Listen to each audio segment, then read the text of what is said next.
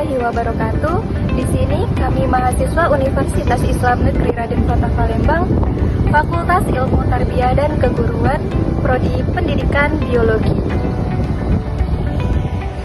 Video ini dibuat untuk memenuhi tugas ujian tengah semester mata kuliah Islam dan Peradaban Melayu dengan dosen pengampu kami, Ibu Dr. Andas Anisatul Mardiah, MAG, PhD. Kami berasal dari kelompok materi 2 yang membahasi tentang hubungan Islam dan peradaban Melayu. Nah, di sini saya akan memperkenalkan diri.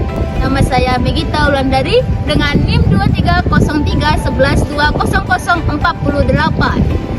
Saya Evi Kurniasari dengan NIM 230311200052. Saya Nisfa Rahmadini dengan NIM 230311200053. Nama saya Ria Wahyuni dengan NIM 240111200003. Nama saya Imelia dengan NIM 240111200004. Yang pertama itu ada definisi mengenai Islam dan peradaban Melayu. Nah, Melayu Islam merupakan perpaduan antara nilai-nilai keislaman dan budaya Melayu yang membentuk suatu peradaban yang luhur, universal, dan berlandaskan pada ajaran kebenaran. Nah, Islam sebagai agama yang pokok mengajarkan nilai-nilai keadilan, kebaikan, dan kesamaan antar manusia tanpa memandang ras, warna kulit, atau keturunan. Nah, yang dimana Al-Quran ini menegaskan bahwa seluruh manusia berasal dari satu asal yang sama meskipun berbeda bangsa dan tempat tinggal, yang dimana prinsip ini menjadi peradaban Islam sebagai simpul yang menghimpun beragam bangsa di bawah panji kebenaran dan kemuliaan. Dalam peradaban Islam, setiap manusia memiliki kedudukan yang sama di hadapan Allah Subhanahu wa Ta'ala, tidak seperti peradaban lain yang sering mengganggukan ras atau golongan tertentu. Nah, Islam sendiri merupakan agama yang mengajarkan ketaatan dan kepatuhan kepada Allah Subhanahu wa Ta'ala. Ajarannya membawa pencerahan dan kesejahteraan bagi kehidupan manusia serta menuntut umatnya untuk hidup damai, berakhlak, dan memiliki tujuan yang jelas menuju akhirat dan ketemuan dengan Sang Pencipta. Islam dikenal sebagai rahmatan lil alamin, yaitu agama yang menjadi rahmat bagi seluruh alam semesta, menghadiri kedamaian, keadilan, dan keseimbangan dalam kehidupan. Nah, yang selanjutnya itu peradaban Islam secara etimologis berasal dari kata adab yang bermakna kesopanan, etika, dan budi bahasa. Nah, di mana dalam bahasa Arab konsep peradaban dikenal dengan istilah tamadun dan hadraroh. Kata tamadun berarti kemajuan dan pembangunan, terutama di wilayah perkotaan yang identik dengan kemajuan ilmu pengetahuan dan budaya. Sementara hadhara berarti kehidupan yang maju dan beradab, kebaikan dari badawa atau kehidupan yang masih sederhana. Dari perhatian ini, peradaban mencerminkan kemajuan moral yang dimana intelektual dan sosial masyarakat. Yang selanjutnya itu ada dalam konteks Indonesia, istilah Melayu merujuk pada kelompok masyarakat yang memiliki adat dan budaya Melayu, terutama mereka yang tinggal di wilayah Sumatera dan Kalimantan. Masyarakat Melayu dikenal sangat erat kaitannya dengan Islam hingga muncul ungkapan tidak Islam, tidak Melayu. Ungkapan ini menegaskan bahwa adat dan agama telah menjadi dua hal yang tidak terpisahkan dalam kehidupan masyarakat Melayu. Bahkan masyarakat non-muslim yang tinggal di wilayah Melayu pun sering menyesuaikan diri dengan nilai-nilai dan budaya Islam yang dominan. Berbagai pandangan para ahli memberikan pemaknaan yang beragam terhadap istilah Melayu. Van Brekel menyebut bangsa Melayu sebagai penuntut bahasa Melayu yang mendiami semenanjung tanah Melayu, Kepulauan Riau, Lingga, dan sebagian besar wilayah Sumatera. Peradaban Melayu sendiri merupakan hasil perkembangan masyarakat Melayu yang telah berlangsung dari masa ke masa. Peradaban ini tidak hanya mencerminkan kebudayaan asli masyarakat Melayu, tetapi juga terbuka terhadap pengaruh luar seperti agama, adat, serta pernikahan baru yang datang dari interaksi dengan bangsa lain.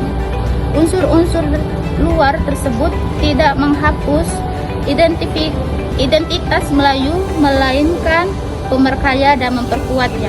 Dengan demikian, peradaban Melayu Islam adalah cerminan keharmonisan antara nilai-nilai Islam dan tradisi lokal yang melahirkan masyarakat berbudaya, berakhlak, dan berperadaban tinggi. Teori Cina menyatakan bahwa komunitas Cina Muslim memiliki peran penting dalam penyebaran Islam di Nusantara. Hubungan antara Arab Muslim dan Cina telah terjalin sejak abad pertama Hijriah, sehingga kedatangan Islam ke Cina dan Nusantara terjadi dalam jalur perdagangan yang sama. Islam masuk ke Cina melalui Canton atau Guangzhou pada masa Kaisar Taizong, ke Sumatera pada masa Kerajaan Sriwijaya, dan ke Jawa melalui utusan Raja Arab bernama Tahsye ke Kerajaan Kalimantan. Teori yang kedua yaitu teori Gujarat.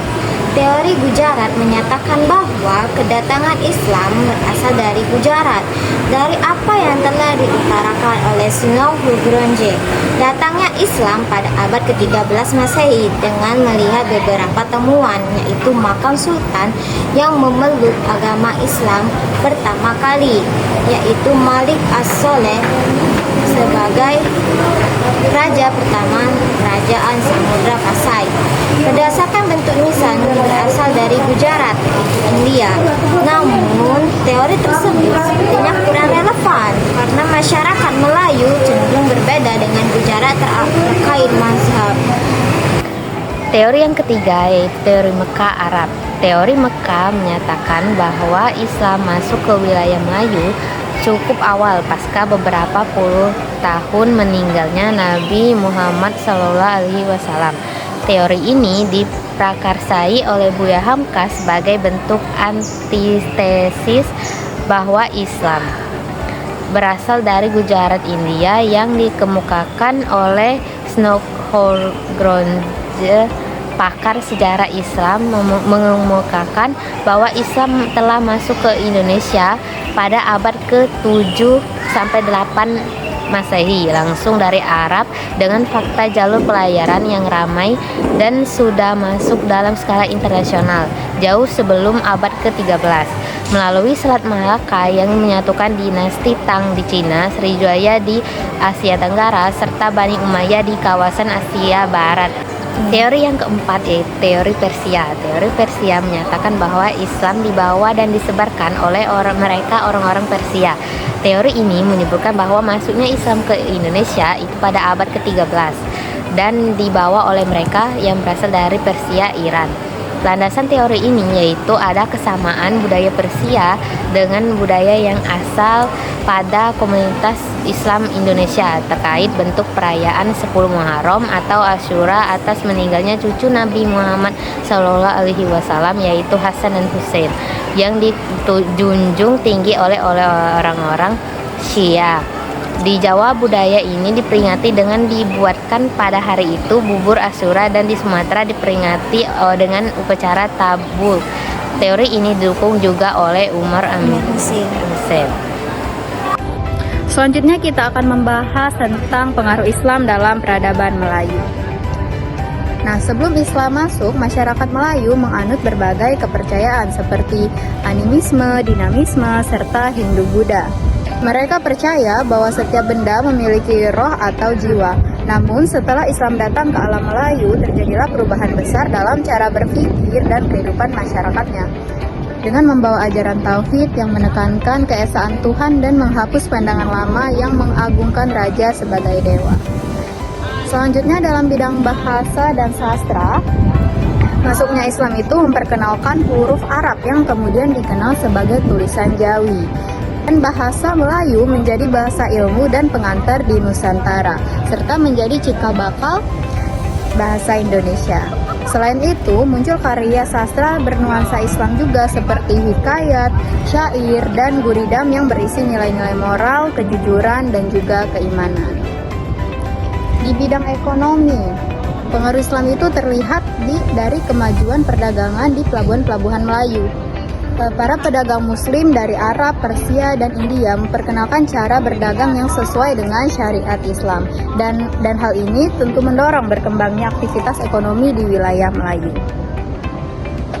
Sedangkan dalam bidang kesenian dan arsitektur, pengaruh Islam itu terlihat jelas. Sebelumnya, kesenian Melayu banyak mengandung unsur Hindu-Buddha, seperti pemujaan roh dan mantra. Namun setelah Islam masuk, seni dan arsitektur ini diarahkan agar lebih sesuai dengan ajaran agama. Misalnya melalui seni kaligrafi, musik religi,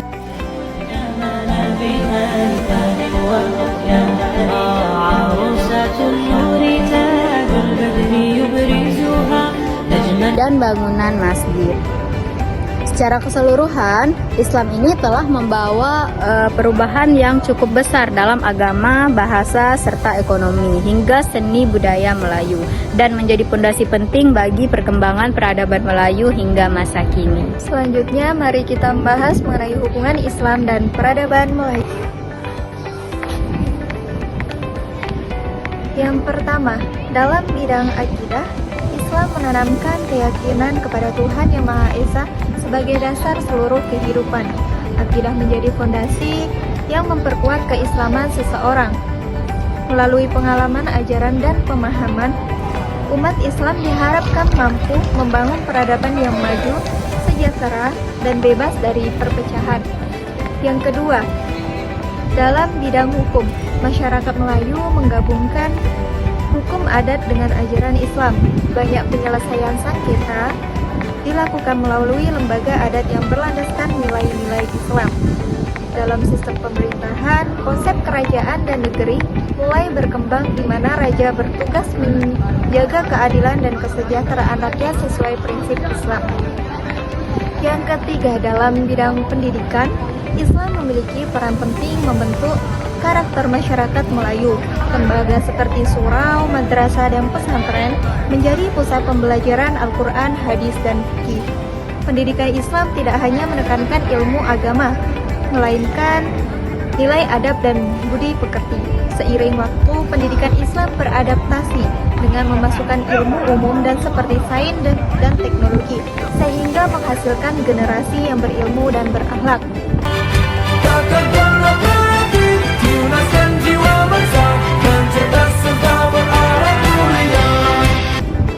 Selanjutnya, dalam bidang sosial, kedatangan Islam membawa perubahan besar pada tatanan masyarakat. Para ulama dan mubalik berperan penting dalam membangun ataupun dalam membimbing para penguasa dan rakyat, sehingga terbentuk kerajaan-kerajaan Islam di wilayah Melayu. Hubungan erat antara ulama dan penguasa menjadikan Islam sebagai dasar dalam kehidupan sosial dan politik. Kemudian pada bidang politik, budaya politik Melayu awalnya berbentuk kerajaan yang berpusat kekuasaan raja. Setelah masuknya Islam dan datangnya kolonialisme, sistem ini berubah menuju konsep negara bangsa atau nasionalisme yang menekankan kesetaraan dan keadilan bagi seluruh rakyat. Meski begitu, pengaruh Islam tetap kuat dalam konstitusi simbol dan nilai-nilai politik Melayu hingga masa kini. Yang terakhir yaitu dalam bidang budaya. Proses Islamisasi berjalan secara bertahap. Islam tidak menghapus budaya lokal tetapi menyesuaikannya dengan ajaran tauhid. Kesenian seperti syair, wayang, dan tari disesuaikan dengan kisah-kisah Islam dan nilai moral Qur'ani. Bahasa Melayu dan tulisan Jawi menjadi media penting dalam dakwah dan pendidikan. Inilah yang kemudian melahirkan identitas Islam Melayu, sebuah perpaduan budaya dan agama yang khas, harmonis, dan berakar kuat dari masyarakat. Jadi dapat disimpulkan bahwa hubungan Islam dan peradaban Melayu sangat erat dan saling memperkaya. Islam bukan hanya mengubah cara beragama, tetapi juga membentuk sistem sosial, politik, hukum, pendidikan, dan budaya menjadi dasar identitas masyarakat Melayu hingga saat ini.